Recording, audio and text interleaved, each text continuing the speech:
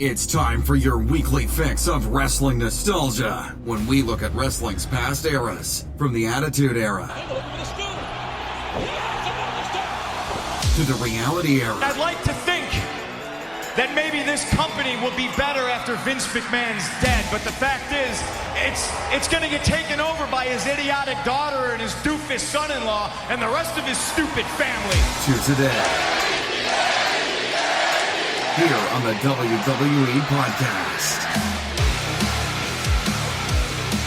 All right, well, I don't know about you guys. I'm ready to leave the current product behind and go back 20 years to a match that is brutal, a match that is memorable, a match that most of us will never forget in Shane McMahon versus Kurt Angle, King of the Ring, 2001. This is a match, as I always say every week, if you haven't seen it, see it. It will shock you, number one, especially given the fact that if you've only been subjected to the PG era of WWE, this will be a shock to the system. It is just downright violent. It's also scary. I don't care how long you've been watching wrestling. If this doesn't scare you, you're not a human being, or at least a human being with feelings and concern for actual people that are doing this for you. The health and well-being of these individuals was put on the line that night, and it was tough to watch. It's still tough to watch after I rewatched it before this show. So we're going to get to that match in all of its bloody glory in just a moment. Thank you, though, for choosing your time to spend with us here on the WWE Podcast. You know, I recently looked. This may sound like nothing, right? Out of every podcast ever in the world, there's a new ranking for that. On Chartable.com, anybody can look at anybody's rankings, by the way. Like, it's not a secret. We're ranked around 1,200. I think we're like low or 1,100 and something out of the entire world. I think we're 900 and something out of all podcasts that ever existed in the United States across all genres, not just wrestling. So, I mean, it sounds like kind of right? But when you think about every podcast that's ever existed, ever, or at least is current, it's not so bad. Not too bad. Out of the entire world, out of 7 billion people that could create a podcast, that we're ranked around 11 to 1,200. And in the United States, anyway, we're 900 or so. So, it sounds kind of not impressive, but I don't know. I guess it depends on your perspective. We hover around the top 50 of wrestling podcasts in the United States. So, which, by the way, again, isn't a secret. I'm not sharing state secrets with you. Anybody, by the way, really good resource. Chartable.com. I don't get paid to say this. They're not a sponsor of the show, but I'd really recommend you check it out. If you're curious as to where anybody stands for anything, any podcast, just go to Chartable, type in that podcast, and you can see everything. It's there's a resource I bet you did not know about, and I use it all the time. I mean, to see where we're at, the trends, everything, and you can see it too. So, well, let's get into it. That's what you're here for. As one review put one time, get to the point. That was somebody on the Apple reviews said, get to the point. All right, well, we're going to do just that, and we're going to talk about King of the Ring 2001. What were you doing in 2001? Were you alive? Possible some of you weren't. Were you in college? Were you in high school? Were you in middle school? Elementary school? Where were you? You know, I want to be able to put you back, and this is not a meditative podcast. Okay, I'm not gonna be trying to hypnotize you. I'm just trying to set the bar, set your state of mind as to where you were at back in 2001. Feels like an eternity ago, and in some respects, it was 20 years to be exact. Myself, I was what the heck was I? A freshman / sophomore in high school. So that kind of fit perfectly with the Attitude Era demographic. And we were in the heart of the Attitude Era at this point. Stone Cold was on top. The invasion angle was happening. Stone Cold had turned heel. We were in that era, the failed heel turn. The Rock was dipping into Hollywood and about to go full bore into Hollywood. It was a year before Brock Lesnar even made his debut. We didn't even have John Cena. Nobody even knew the name John Cena in 2001. You knew him then as the prototype. That was his name given before John Cena, his real name. So the prototype was John Cena. Go look at pictures. It's pretty funny to see him. It was before we knew Dave Bautista, that infamous class from OVW of Brock Lesnar, John Cena, Batista. We didn't even know these names during the match I'm about to talk to you about. So maybe that puts it in perspective as to how far back we're going. And I know that some of you have messaged me and said, hey, can you do older ones? And we're talking 1980s. I've gotten a couple of requests there. I have no problem doing that. And that actually may be my next one next week is 1980s. Because I was born in the 80s, but I was not watching wrestling in the womb. Okay. As much as I love wrestling, I dedicate a lot of my free time to this when I could just be watching TikTok on my couch, which is really hard. I'll be honest, it's very difficult to do sometimes. This show, I love wrestling, but when you're burned out from doing your other job and you have a 2-year-old running around and try to keep things sane around the house, sometimes it's very difficult to sit at this mic and talk wrestling. But once I'm here, it's all worth it. So, but anyway, let's get to the actual heart of the matter here. Let's give you the card. I'll give you the card for King of the Ring 2001 and all these stats that may be useless to you, but I think they're interesting because it sets the stage and lets you know where we're at this particular time. Again, June 24th, 2001 to be exact. This took place in East Rutherford, New Jersey at the Continental Airlines Arena. The attendance was a sold-out 17,777. The buy rate, when the buy rates actually mattered, was 445,000 for the buy rate. That tells you, woof, even a King of the Ring. That's not even, it's a big pay-per-view, but it's not one of their big four. So here was the tagline. I did not know this. The tagline for this pay-per-view was, "My muscles ache, my mind is spent, my body is broken. Lead me to my throne." I get it. Okay, because you're battered, beaten, and emotionally drained as you take your throne for the King of the Ring, whoever the King of the Ring was that particular year. So let's get to the card. Number one on the card, first up, Matt Hardy with Lita defeated Justin Credible in a singles match for the European Championship in 7 minutes. In a semifinal King of the Ring match, Kurt Angle defeated Christian in 8 minutes. In another King of the Ring semifinal match, Edge defeats Rhino in just under 9 minutes. In the fourth match of the night, the Dudley Boys defeated Kane and Spike Dudley for the WWF Tag Team Championship in also just under 9 minutes. Edge defeats Kurt Angle in a King of the Ring final match in 10 minutes. So, wow. I'll be totally honest with you, I had forgotten about how many matches Kurt Angle had on this pay-per-view before even getting to Shane. That speaks volumes as to where they were headed, like how much responsibility the WWF was putting on Kurt Angle at this time to be able to put him in 3 matches that night and get to the finals of the King of the Ring. Edge wins that particular... Edge wins the King of the Ring, period. So he is crowned king.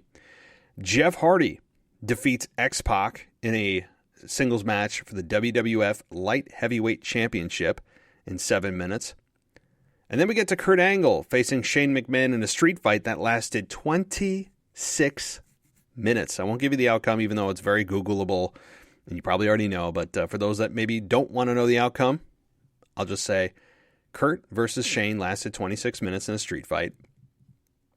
And then in the main event, Stone Cold Steve Austin defeats Chris Benoit and Chris Jericho in a triple threat match for the WWF Championship.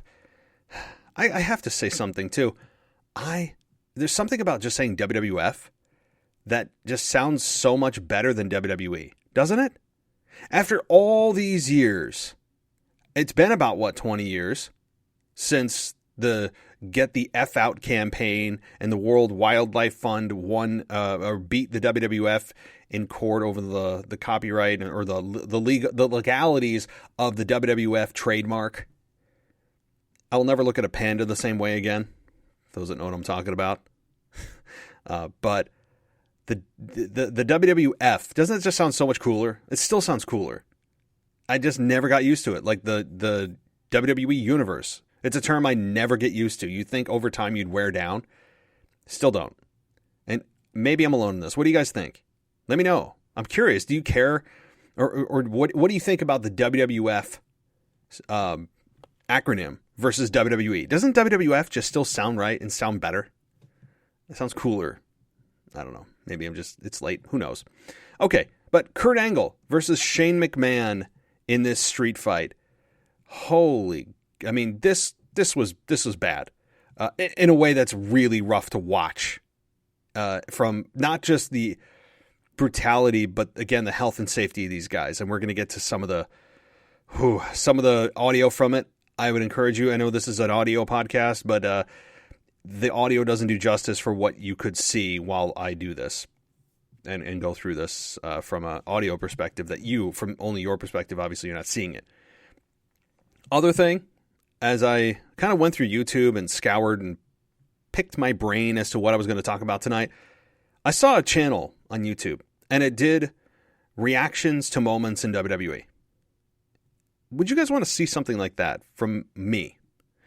Maybe put it on my Patreon, maybe on my YouTube channel, where there's a match or a moment where I react to what I'm watching. And it obviously would be, most of it would be matches and moments that have already happened. But it would be like a screen. I would be watching that moment while you watch me react to it. And there's a lot of reaction videos out there. I don't know. Just a thought. I'm kind of dipping into video. Video is a whole nother world. So let me know. All right. So we get to this street fight between Shane McMahon and Kurt Angle. Now, again, Shane McMahon was the owner of WCW, at least in storyline. Kurt Angle represented the WWF. On commentary, too, is a really good team. And it's not Jerry the King Lawler and Jim Ross. It's Jim Ross and Paul Heyman. A very underrated team. Very underrated in the history of commentary team rankings. Yes, Jerry Lawler and Jim Ross is believed to be, by most people, the best commentary team of all time. With good reason, but boy, Paul Heyman and Jim Ross still really knock it out of the park with one another. I have to say that. So, okay, well, let's get to a little bit of the audio from this match as we get on, and boy, it's going to get brutal quick. But at least we'll start with just some kendo sticks. Now bleeding from the mouth. My God, what a beating he has taken.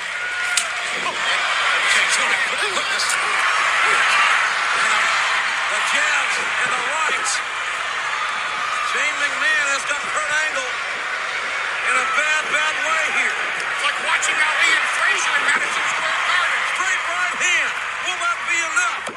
The right hand. There's two. And Angle's right shoulder just came off the canvas enough for the referee to stop the count. You really think Shane McMahon's employee, Diamond Dallas Page, is going to have the temerity to even show up at the Garden tomorrow? All right, so not a whole lot going on here other than just kind of establishing the scene here. We've got to get Jim Ross, and we have Paul Heyman on commentary. They already have trash cans in the ring. They've got kendo sticks, trash can lids. They've already beaten the hell out of each other. Kurt Angle has already gone through 2 matches, by the way, wrestled about 20 minutes already before he gets to Shane McMahon. So kudos to Kurt Angle and just an otherworldly talent when you look at it. And it's a shame the way that they ended his career with Baron effing Corbin. That they and never even, by the way, they never even own, if you notice that in today's product, Baron Corbin never mentions it. Why the hell would he not mention it?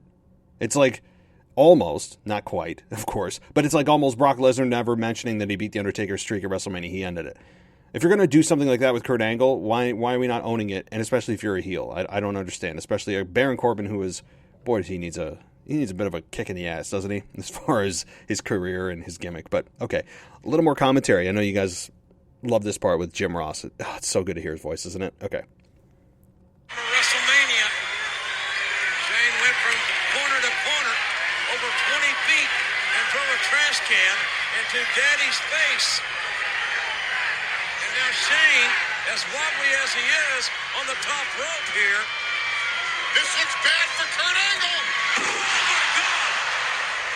Shane McMahon, the shooting star. Now where'd he pull that one out of? But he got the trash can. Shane McMahon is referee down, checking with both guys. And Shane, he's got to have some broken or cracked ribs here, Paul. And this is Kurt Angle's chance. Kurt Angle's chance to pull a recovery. Shane McMahon on the top rope. Shooting star press. And nails the corner of the garbage can. There's a cover by Kurt Angle. And Shane McMahon. So Shane goes for a shooting star press, misses, hits the garbage can. The holy blank chance start before, when it actually was deserving back then. It's almost the equivalent of This Is Awesome before This Was Awesome became not awesome anymore because it's overused. So yeah, that is one thing for sure. I do not. This Is Awesome chants are so, I don't know. They're so overused that it's not cool anymore. They were cool when they weren't supposed to be cool, and they felt organic, and now it's just every spot deserves a This Is Awesome chant because the syllables of This Is Awesome match up perfectly with being able to chant it, and now the crowd gets pumped in noise of This Is Awesome. I don't know. Okay, enough of my ranting. The match then moves to the outside of the ring. Now, this is where things start to turn, like, dark. They start to turn a little bit uncomfortable. And yes, it's the Attitude Era. Yes, this is not uncommon to see wrestlers on the outside giving each other bumps. We understand that. It's the Attitude Era. We saw Mick Foley go off a damn 20-foot Hell in a Cell, for God's sakes. But even for the Attitude Era, this starts to get pretty damn uncomfortable. So let's take a listen to just the beginnings of this. And Shane blocking that suplex and counter with one of his own, and they did not land on a protective mat. That's a thin layer of carpeting right across the concrete floor. And look at the expression on Angle's face, right on his kidneys. That took so much out of Kurt Angle. Oh, I think both matches earlier tonight took so much out of Kurt Angle. And I think now it's obvious, in my opinion, that Shane McMahon's game plan in the first match was the force. Okay, so I'm going to pause right there. And the reason I'm pausing, that it doesn't sound like a big bump there. It's kind of like a ho-hum suplex on the outside of the ring on the ramp. Kurt Angle actually broke his tailbone on just that simple suplex. This is minute 1 hour 57 minutes and 20 seconds into the match for those caring or counting or keeping score at home. I'm watching this on the WWE Network, by the way, soon to be Peacock. And Kurt Angle broke his tailbone just on that suplex. And you can see it in his face. And JR points that out. But watching at home, you wouldn't know that. You would just think that they're selling the bump. So that is the kind of pain that's going on here with these two and the sacrifice. And, for all the crap we give Shane McMahon, including myself, no doubt, I stand by it. For all the silly punches that he gives, all the just bad footwork, all of that. All of it, I got to say, the guy just sacrifices his body to the nth degree. I mean, he just puts it all on the line every time he goes out there. Even though he's in his 50s now, he still can go. He's still in tremendous shape. But you're looking at a Shane McMahon in his late 20s, early 30s right now. Oof. This guy is something else right now. And I'm not saying he's an all-time great performer. Let's be honest. I'm saying that I just appreciate the effort of Shane McMahon. I appreciate what he has done for this business, put his body on the line when he didn't have to because he's the damn boss's son. You don't have to do this, which I think made him want to do it even more because he felt like he had more to prove to the boys in the back to earn their respect other than just a respect that is supposed to be given simply because you're Vince McMahon's son. So, again, we all give Shane crap at times, but I think it is deserving to say that he has certainly shown his passion for what this business is about at times. Yes, he's not a full-time wrestler, but when he's out there, he lays it all on the line. So, okay, up next is where it starts to get not just uncomfortable, but effing scary. There are not a whole lot of times as a wrestling fan you get shocked anymore. I mean, if you've been watching 10 plus, 20 years, 30 years, whatever more, it takes a lot to get shocked. It takes even more to be surprised about something or jump up and actually scream or react to what's going on. You internally react, but a lot of times it doesn't translate to an external reaction. More often than not. I could be wrong. Maybe it's just my introverted personality. But even this now, 20 years later, watching this now, I don't know how you can sit there and not say something to what's about to happen. And also realize that they evaded death. I mean, I'm not exaggerating when I say this. Mick Foley cheated death that night.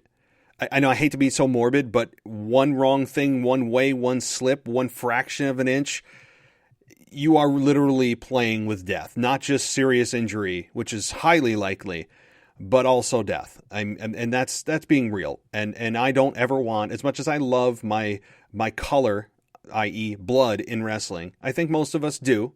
At times, I don't need to see blood just for blood because I'm a sick human being. I think color at times adds so much drama when the time is right. And I really would hope against hope that, eventually blood is defined as PG, as we all redefine what PG is. Because WWE is just cussing up a storm on Monday Night Raw for whatever reason, just kind of redefining what parental guidance means. But I do miss blood, especially when you have Hell in a Cell matches with blow-offs and feuds that are deserving of blood. I really, really miss it. I'm not advocating for bloodborne pathogens to be transmitted or put people at risk. Come on, I'm not saying that, but let's be all real. We're still human beings that are bloodthirsty at times. Let's be honest. Don't lie to yourself. So, okay, let's get to where it starts to get damn scary. This is still really hard to watch. So I know that you don't have to watch it. You can hear it. But here we go. I think Kurt Angle now just needs to bring Shane back to the ring and beat him. Not again. Back to the glass. Shane McMahon, well-led belly suplex. The overhead version through the glass, in the concrete. And Angle now, with that shattered glass, is bleeding from the shoulder. Well, the first suplex didn't break the glass, but the second one sure did. Kurt Angle has busted up. Shane McMahon is bleeding. Shane McMahon bleeding from the face. Here you come to this. No doubt I think. Crashes Shane McMahon right through the glass. Okay, so I'm pausing it there, and what I'm going to do is go back to the first suplex. You guys heard the second suplex. You heard the shattering of the glass. Obviously, you can't see it, but you heard it. You heard the crowd react. I mean, hear that audible crowd. God, don't you miss that? You felt that reaction, right? You heard Jim Ross's voice. You heard Paul Heyman's voice. What you didn't hear was what happened in the first attempt of the suplex. And this was by far the most dangerous. Very dangerous, precarious situation and position here. Being on the exposed concrete floor right in front of the King of the Ring set. Oh, good God almighty. Shane McMahon thrown with a suplex upside down. And then I think Shane's head just bounced right off the concrete floor. Shane McMahon is down. And again, this match cannot be won, but in the ring, you got to believe it's Falls Count anywhere. Angle might be able to take it right here. Oh, all right. The reason I wanted you guys to hear the second result, because that was the intended result, was Shane McMahon at the top of the stage in the King of the Ring glass that had the logo of King of the Ring on it on the stage. Shane wanted to be thrown overhead belly to belly by Kurt through it. That attempt you just heard nearly paralyzed and or killed Shane McMahon. And I'm not kidding. Like, I'm not laughing. I'm not, like, for real. Could have easily paralyzed him if he landed just the wrong way. He did get a concussion from that. He suffered neck pain, back spasms. And the only thing keeping him going here is adrenaline. The way that the violence in which he hit that glass, and what made it worse was not just the glass that didn't break, that was bad enough, but the landing on solid concrete, no padding, and that's true. Sometimes it's exaggerated. He's on solid concrete, and it's like just hard padding. No, this is legit concrete that Shane McMahon dropped about 3-4 feet. Doesn't sound high, but when you're landing on your neck, just imagine a couple inches, much less a few feet. Shane McMahon obviously was, I guess, quote, okay, and he told Kurt to do it again. Kurt did it again, and that's the first audio clip you heard about the shattering, and it did work. I'll say this. That takes balls. Not just to do the spot in the first place, but to have the spot failed and then to tell the guy to do it again after you just evaded possible paralysis and or worse. And to do it again, to roll the dice again. Some could say it's stupidity. Some could say it's bravery. Some people would say it's both. I'm a little bit of both on it, if you're asking my take. I will say if I was in Shane's position, in the moment, in the heat of the moment, that's a tough call to make. You're on live TV, millions of people watching, millions. It's the height of the Attitude Era. Business is booming. You want to hit that spot, but do you want to risk possible paralysis again just to go through the glass? The answer was yes for Shane McMahon. And by the way, after he hit that glass a second time and went through it and it was successful, the glass cut him up. It wasn't just a successful, nice bump. It still cut him, like legitimately cut him up and made him bleed. And not using, a blade, it was the hard way with the shattered glass. Oh, but don't worry, guys. There's more.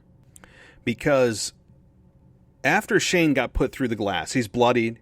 After the 2 massive bumps, nearly killing himself, paralyzing himself, Kurt Angle goes behind another pane of glass, and Shane tells Kurt to throw him back through the other side of another pane that's there. And God, I've watched wrestling most of my human life. I don't know if I had another life form. Okay, you were like, what are you, an alien? I don't know. Those are the words I just chose right there. So Kurt Angle then throws Shane through the second pane, or God Almighty, at least tries. Here we go, guys. The blood and the pulp out of each other. Damn it. Come on. Oh, no. Good grief. Angle again trying to drive Shane McMahon through that partition there. I mean, these are set designs. How much money this stuff is worth? No. Think that glass is? Well, I'm not worried about the money or the budgets.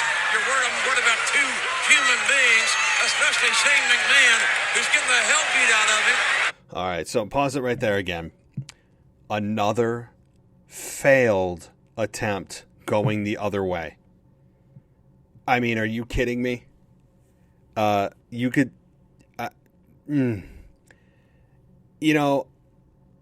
This is where, I draw the line. I really draw. I would have drawn the line here. I know that Vince actually did consider stopping the match here. He really did, and I understand why. This was not a joke anymore. This probably was more than what was needed. The risk was not worth the reward. You, as the old saying goes, you play stupid games, you win stupid prizes. But at the same time, you have to admire the guy's courage. You have to admire Shane McMahon's determination to hit the spot, to do what he came to do, and not let anything stop him, even if that meant possible paralysis. At the same time, you could argue on the other side, it's selfish. You don't need to put yourself at risk simply for this. And it just wasn't necessary. You already did your spot, and now you have a second failed attempt. This is the third throw, by the way. God. And then we get we get the final throw here. Take a listen. He's 2 minutes battered and bloody. My God, he's hurt again. Angle is hell-bent on driving Shane McMahon's broken body through that partition. I'm not talking about the money of the budget. I'm talking about the thickness of the glass. I'm talking about this is big-time set design. Shane McMahon, head and face first, right through that glass. What of them? My God. This is sick. Well, here goes Kurt Angle. Look at this. This is just disgusting. Kurt Angle has been driven. Here's another camera angle from him. Right through the glass. They can only win in a ring. You cannot win this matchup. There's not falls count anywhere. Kurt Angle wishes it was. And this is, you talk about a aggression. This is Oh, God. Okay. Shane is bleeding like just, a stuck pig. I don't have any other analogy. Overused, but it's all I got. Shane is bleeding pretty profusely. Kurt Angle is slipping on the glass. We had, by the way, not just one, but two failed attempts on the way back. And then Kurt and Shane said, F it, and he just tossed him through it instead of doing the overhead belly to belly. A much safer way, albeit glass that was not really supposed to be used for this purpose because it's cutting them up. They should have used candy glass, which would have been a little bit safer, but he just tosses him through it, which, again, if they were going to do that spot, I would have been more for than the overhead belly to belly because he had 3 failed attempts dumped on his neck. 3. 1 successful and the other successful, but the other one was not overhead belly to belly, just tossed his ass through the glass. I really, out of all the wrestling nostalgias I've done, I know it's not as easy to imagine this if you're not following along on video, because video is here where you're really missing out. I'm not telling you to go watch it and not listen to the show, of course. Listen to the show, but maybe watch it while you're listening to the show, because this is super uncomfortable to watch, especially just given what we know about neck injuries, concussions. He did suffer concussion. Kurt Angle got a broken tailbone, loss of blood, bumps, bruises, neck strains. You name it. Other than paralysis, they had it, and it just, to me, it was not necessary. I'm a big fan of brutality when it's needed. This, we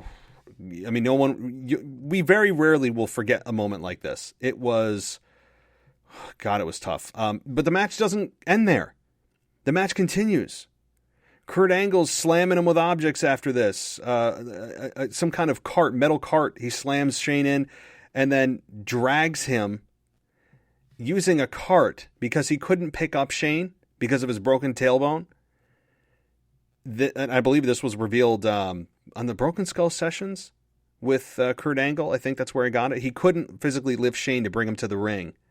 So he carted Shane to the ring with some kind of carrying case that they keep their supplies or whatever else in next to the stage.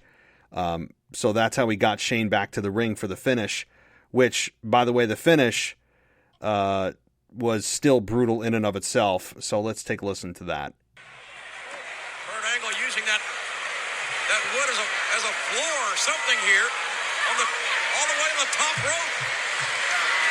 Kurt Angle is using that wood as a platform from which to suplex Shane McMahon. Oh no, it's the Angle Slam. Kurt Angle scored with the Angle Slam off the top. My God, I can't believe that one.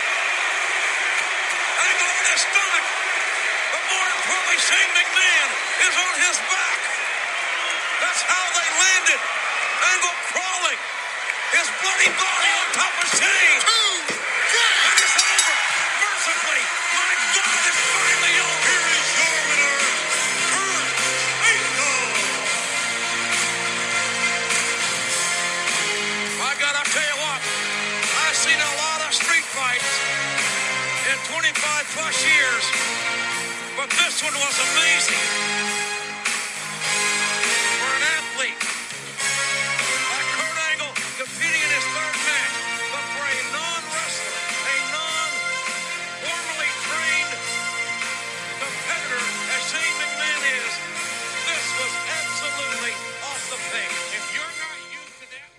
Oh, okay. So yeah, as JR said very, very appropriately, mercifully that was over.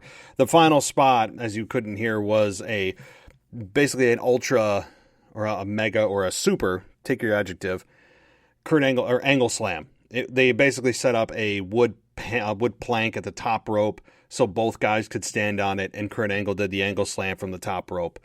That was the finish. After all that, he takes a huge bump off the top. I mean, you talk about just effing up your body and oh, God. Watch it from start to finish. I know you think I'm exaggerating, being dramatic about it. Go watch. That's all I have to say about it. Kudos to Kurt Angle. Kudos to Shane McMahon. But also, damn, man, you don't need to do that. There does reach a point. And how often do wrestling fans say that? Like, you don't need to do that. It's not necessary for us. We thank you, but don't put your life at risk.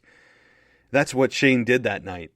Shane, I think, also earned a lot of the respect in the back that perhaps it was lacking. You know, I don't know the inner workings or the backstage environment towards Shane McMahon during that time, but you would imagine the perception, again, that he's Shane McMahon. He's Vince's son. He should automatically have respect, but he doesn't have the boys' respect. Well, I think that might have changed that night. It might have changed some eyes, or changed some minds, I should say. So, God. Shane McMahon, Kurt Angle, King of the Ring, 2001 street fight in the semi-main event. Kudos to both men. All right, well, that is the wrestling nostalgia for you guys tonight, and I will be recording the mailbag immediately following this, so I know that I have a pretty full mailbag this week. Not a record amount, but certainly enough to keep me busy at least for an hour or so. So I will be reading your emails and your Instagram messages and everything else that you guys send me. Patreon, actually, too. So that's coming immediately after this, as you see it in the feed probably.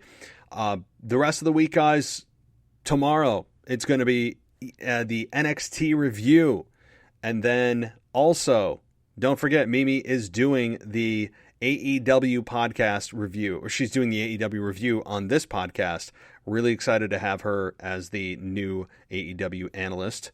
And the rest of the week, you guys kind of know the rest of the deal. Anthony DeMarco, who's always brilliant, does the rivalries on Friday, and then Mimi does her whole highs and lows of the week, and Michael Ritter covers SmackDown and gives you a top 5 list, as he always does, in a very elegant way. So big rest of the week. It's WrestleMania season, guys. What do you expect? We're going to have more audio than ever. We're going to have more audio and sleepless nights than ever. But hopefully you guys enjoyed this show today. And as always, I'll talk to you next time.